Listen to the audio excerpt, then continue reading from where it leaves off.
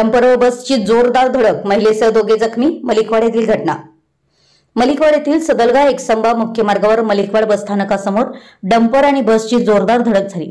बसमधील लालूबाई रसूल नदाफ वय 60 राहणार कल्लोळ ही महिला जखमी झाली आहे, तर डंपर ड्रायव्हर विक्रम कांबळे वय 35 राहणार अंकली हेही जखमी झालेत.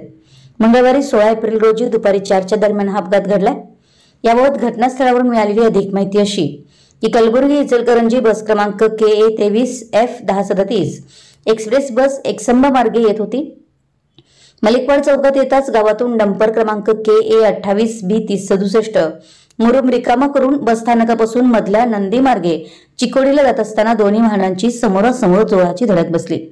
यावेळी धडक दिलेला डंपर जागेवरच सदलग्याच्या दिशेने उभा राहिला.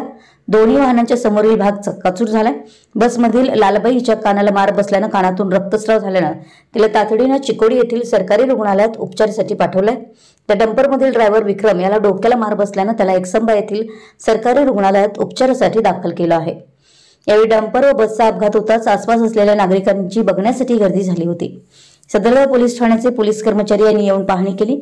त्यानंतर मुख्य रस्ता वाहतुकीसाठी खुला करून डंपर व बस सदलगा पोलीस ठाण्याकडे नेण्यात आले. विशाल क्रांती न्यूज साठी अमर माने, मलिकवाड.